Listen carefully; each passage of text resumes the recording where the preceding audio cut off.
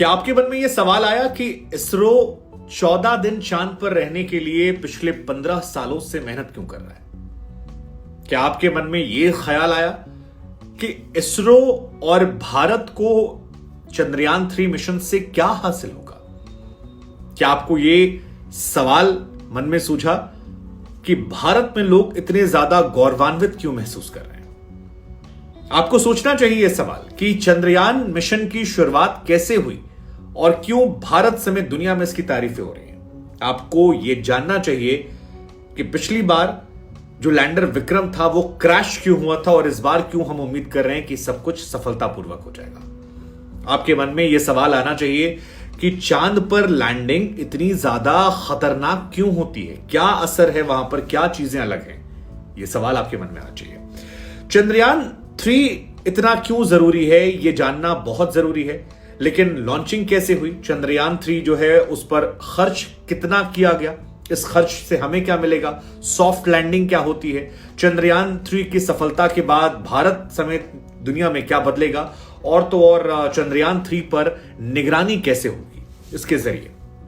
ये कुछ बेसिक सवाल हैं जो लोगों को जानने चाहिए, समझने चाहिए। इसलिए हमें लगा कि इस खबर को बताने के साथ साथ जो आपके मन में सवाल आ रहे हैं, इन सवालों का उत्तर दें ताकि आप आसानी समझ सकें। इन सवालों का जवाब आपको दें उससे पहले आपको बता दें कि इंडियन स्पेस रिसर्च ऑर्गेनाइजेशन यानी कि इसरो की तरफ से शुक्रवार दोपहर 2:35 पर चंद्रयान 3 को लॉन्च किया गया।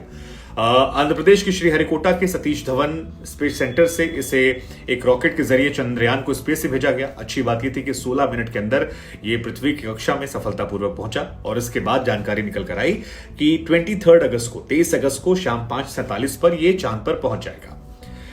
लेकिन इस खबर को जानने के पहले आपको याद करना होगा 2019 के सितंबर महीने की 7 तारीख को। यह तारीख बहुत इंपॉर्टेंट है क्योंकि रात को 1:40 थे। भारत में रात चल रही थी, अंधेरा था। भारत का लैंडर विक्रम जो है वो चंद्रमा की सतह पर लैंडिंग कर चुका था। 1 घंटे सब कुछ प्लान के मुताबिक चला। प्रधानमंत्री नजर बनाए हुए थे, टीवी अखबारों में खबर चल रही थी। बेंगलुरु के इसरो में कंट्रोल रूम में तालियों की गड़गड़ाहट सुनाई पड़ रही थी। हम सब गौरवान्वित थे, प्रधानमंत्री उत्सुक थे। लेकिन रात 2:50 पर एक खामोशी छा गई थी और तमाम जो वैज्ञानिक हमारे देश के हैं वो सैड हो गए थे। चंद्रयान 2 के वैज्ञानिकों ने 11 साल जो मेहनत की थी, धरती से चांद तक 47 दिनों का जो रास्ता था, वहां मंजिल के बेहद करीब पहुंचकर लैंडर विक्रम जो था हमारा क्रैश हो गया था। तब जो इसरो के चीफ थे के सिवन साहब, उनकी आंखों में आंसू थे।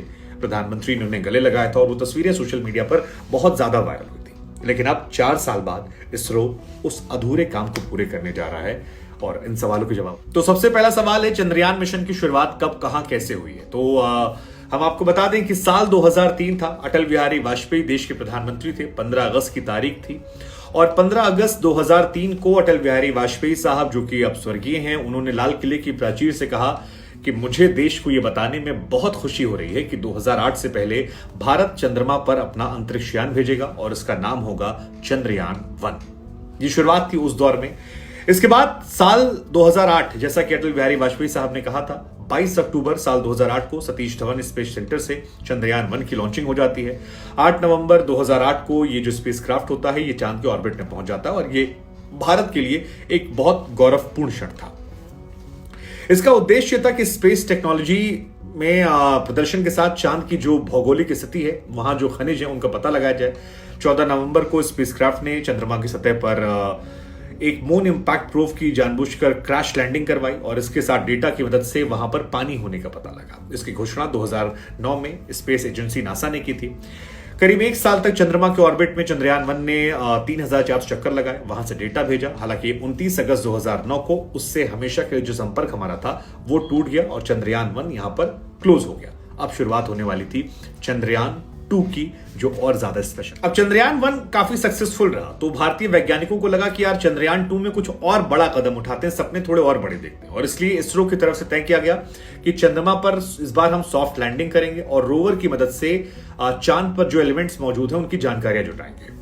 पहले चंद्रयान 2 जो मिशन था वो साल 2013 में लॉन्च होना था। अंतरराष्ट्रीय कुछ एजेंसियां हैं अंतरिक्ष की, उनके साथ मिलकर, रूस की एजेंसी है उसके साथ मिलकर ये लॉन्च होना था। बाद में रूस इस एग्रीमेंट से बाहर हो गया तो फिर इसरो ने तय किया कि इसको किसी और के भरोसे क्यों, इसे हम अकेले ही करते हैं। अब चंद्रयान 2 जो मिशन था उसमें 3 चीजें प्रमुख तौर पर थी जो चंद्रयान 1 से अलग थी। पहली चीज क्या थी? ऑर्बिटर। ऑर्बिटर का काम था कि वो चांद के ऑर्बिट में चक्कर लगाएगा, चांद की मैपिंग करेगा, वहां से डेटा उठाएगा और तस्वीरें जो हैं वो भेजा करेगा इंडिया में। दूसरा था लैंडर। लैंडर का मेन काम था, जो क्रैश हो गया था, चांद की जमीन पर इसे सॉफ्ट लैंडिंग करना था और रोवर को वहां सुरक्षित पहुंचाना था। यही हम मात खा गए थे। रोवर क्या है? रोवर दरअसल एक 6 पहियों की गाड़ी है जिसे चांद में घूमकर वहां से कुछ सैंपल इकट्ठाना होता है और उसको डेटा जो है वो एनालिसिस के लिए भेजना होता है। लेकिन 22 अगस्त को जब ये मिशन हमारा चल रहा था, चंद्रयान 2 लॉन्च हुआ, 20 अगस्त 2019 को सफलतापूर्वक चांद के ऑर्बिट में पहुंचा, यहां तक खुश थे। लेकिन 6 दिसंबर साल 2019 को जब सॉफ्ट लैंडिंग हो रही थी तो अचानक लैंडर से हमारा कम्युनिकेशन टूट गया और लैंडर इसके बाद गायब हो गया। हालांकि इसका मतलब ये नहीं कि लैंडर जो हमारा गायब हुआ था वो उसके पास कोई डेटा नहीं है, वो वहां घूम रहा था और माना जा रहा है 7.5 साल तक हमें वो डेटा भेजता रहेगा। अब सवाल ये कि क्रैश क्यों हुआ था लैंडर विक्रम हमारा, जो काफी ज्यादा देशवासियों को भावुक कर गया था। उस जमाने में इसरो प्रमुख रो रहे थे, प्रधानमंत्री गले लगा रहे थे। तो इसको लेकर बाद में सरकार की तरफ से जो ऑफिशियल जानकारी आई उसके मुताबिक थ्रस्टर जो होता है उसमें गड़बड़ी की वजह से ये हुआ था।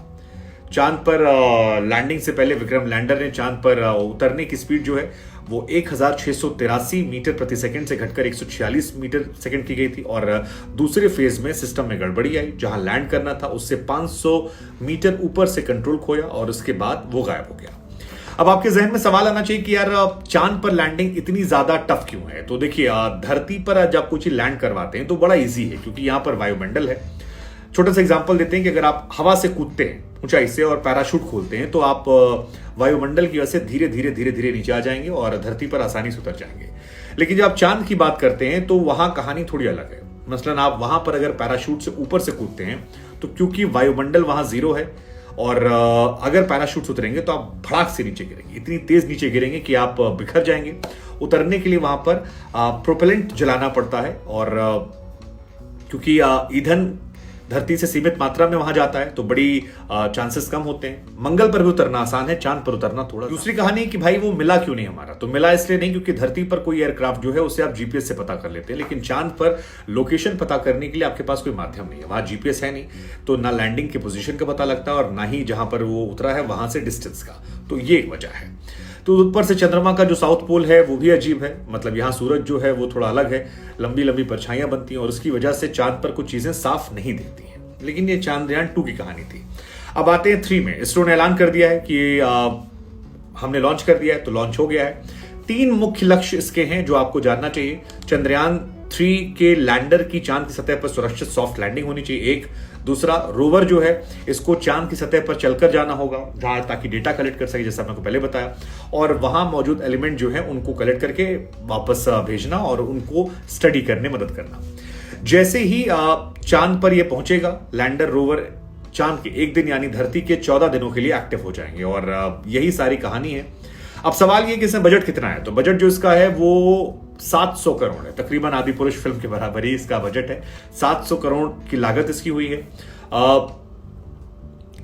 इंपॉर्टेंट क्यों है? क्योंकि चांद को लेकर वो जानकारियां हमें मिलेंगी जो अब तक हमें नहीं पता है और ये बहुत इंपॉर्टेंट है। चांद की सतह पर जो तत्व हैं उनके बारे में, रासायनिक तत्व पता लगेगा, मिट्टी के बारे में पता लगेगा, वहां पर पानी के कण, प्रकृति संसाधन जो हैं, ये तमाम चीजें जो हैं ये हमें पता लग जाएंगी और ये बहुत खास रहने वाली है। इसके अलावा दूसरी बड़ी बात यह है कि चंद्रयान 3 के जरिए भारत अपने पड़ोसी चीन को स्पेस में एक तरफा आगे नहीं बढ़ने देना चाहता। भारत चंद्रयान 3 अपने पहले ही 3 अभियान को मंजूरी दे चुका है और भारत भी दुनिया के बाकी देशों की तरह मजबूत होने वाला है जो इस मिशन को पूरा कर रहे हैं। चांद के वीरान और जो उजड़ी हुई जगह है उसमें तमाम बहुमूल्य धातुओं होने की संभावना है, जिसमें सोना, प्लेटिनियम, यूरेनियम शामिल है। तो भारत के लिए कई चीजें हैं जो वहां पर फायदेमंद रहने वाली हैं।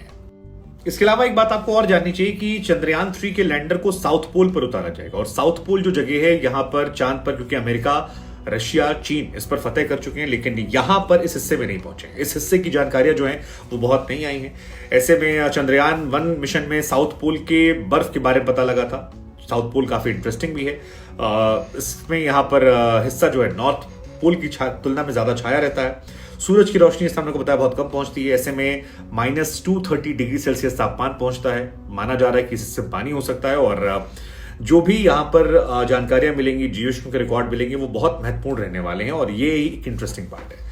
अब सवाल ये कि निगरानी कैसे होगी, तो बताया जा रहा है कि बेंगलुरु। तो अब आपके कुछ महत्वपूर्ण सवालों के जवाब। पहला सवाल, चंद्रयान 3 पर निगरानी कैसे होगी, तो आपको बता दें कि ये इसरो के telemetry tracking command network station से चंद्रयान 3 के हर मूवमेंट पर नजर रखी जाएगी। दूसरा, इतना इंपॉर्टेंट क्यों है? इंपॉर्टेंट इसलिए क्योंकि साउथ पोल के बारे में जानकारियां बहुत कम है। धरती के एकमात्र प्राकृतिक उपग्रह चांद जो है उसके बारे में जानकारियां और बढ़ेंगी, और न केवल चांद के बारे में बल्कि जो बाकी भी प्लैनेट्स हैं, ग्रह हैं, अंतरिक्ष है, उसके बारे में हम ज्यादा दुनिया के मुकाबले जान पाएंगे। तो ये इंपॉर्टेंट है। ये कुछ इंपॉर्टेंट पार्ट्स है। अब लैंड कब करेगा, तो 23 या 24 अगस्त को शाम को कहा जा रहा है कि 5:30 बजे के आसपास ये लैंड करेगा। हालांकि ये भी कहा जा रहा है कुछ फैक्टर्स हैं जिसमें बदलाव हो सकता है। सॉफ्ट लैंडिंग होगी। सवाल आएगा कि सॉफ्ट लैंडिंग क्या होती है। तो किसी स्पेसक्राफ्ट के चांद पर लैंड दो तरह से होते हैं। एक होती है सॉफ्ट लैंडिंग, जिसमें स्पेसक्राफ्ट की जो गति है वो कम होती है और धीरे धीरे इसे चांद पर सफलतापूर्वक उतारता है। दूसरी होती है हार्ड लैंडिंग, जहां पर चांद की सतह पर जाता है और टकराता है तेज से, और आमतौर पर यह माना जाता है कि उसी की वजह से लैंडिंग जो है खराब हो जाती है। तो चांद पर जैसा हमने आपको बताया कि वायुमंडल वहां 0 है ऑलमोस्ट, तो जब आप कोई चीज लैंड करते वहां गिराते हैं तो वो सीधे गिर जाती है। तो ये सॉफ्ट लैंडिंग बहुत इंपॉर्टेंट है कि धीरे धीरे धीरे धीरे आप उतारेंगे, और पिछली बार वो सॉफ्ट लैंडिंग नहीं हो पाई थी शायद, इस वजह से मिशन जो है वो फेल हो गया था। 3 मेन के टास्क हैं। चांद की सतह पर सुरक्षित लैंडर को उतारना, वो इंपॉर्टेंट है। रोवर को वहां चलकर दिखाना और फिर वैज्ञानिक परीक्षण करना। लेट्स जस्ट होप कि हो। चंद्रयान 3 जो है उसका बजट है तकरीबन 700 करोड़, कुछ लोग कह रहे हैं, कुछ लोग कह रहे हैं 615 करोड़। चंद्रयान जो सेकंड था उसकी 603 करोड़ रुपए उसके बजट था। हालांकि लॉन्चिंग पर भी 375 करोड़ रुपए खर्च हुए थे। लेकिन अब भारत के लिए एक बड़ा दिन है, क्योंकि रूस, चाइना, अमेरिका के बाद भारत वो चौथा देश है जो ये करने वाला है। और लैंडिंग में जैसे सफलता मिलेगी, हमारा नाम जो है वो अंतर्राष्ट्रीय ख्याति बढ़ जाएगी। एक बहुत बड़ा मौका है, मतलब इतना बड़ा मौका है कि ब्रिटेन जैसे देश के तमाम जो सांसद हैं, तमाम लोग हैं, वो बधाई दे रहे हैं, तो तंज भी कस रहे हैं कि भारत के पैसे बंद कर देने चाहिए। आप समझिए ना कि दुनिया में केवल 3 देश हैं, रशिया, चाइना और अमेरिका, जिन्होंने ऐसा काम किया है। हम चौथे बनने वाले हैं। तो ये भी जो हम बार बार कहते हैं विश्व गुरु या दुनिया की बड़ी ताकत, उभरती अर्थव्यवस्था, उसमें भारत का नाम जो है अंतर्राष्ट्रीय मंच पर काफी बड़ा होने वाला है। और वो तमाम प्रधानमंत्री, राष्ट्रपति अटल बिहारी वाजपेयी साहब से लेकर मनमोहन सिंह साहब और मोदी जी, जिन्होंने इस पे इन्वेस्टमेंट किया और भरोसा रखा, हमारे साइंटिस्टों को मौका दिया, तमाम देश की जो इसरो के साइंटिस्ट हैं, वो तमाम लोग जिससे प्रत्यक्ष अप्रत्यक्ष तौर पर जुड़े हैं, वो सभी बधाई के पात्र हैं, साधुवाद उनका है। लेट्स जस्ट होप कि जब ये वहां पहुंचे और लैंड करे तो सब अच्छा हो। 24 और 23 अगस्त की शाम जो है काफी इंपॉर्टेंट रहने वाली है, तो फिंगर हम क्रॉस करते हैं और भारत के वैज्ञानिकों के लिए एक बार तालियां बजाते हैं। इस वीडियो को जरूर शेयर कीजिएगा।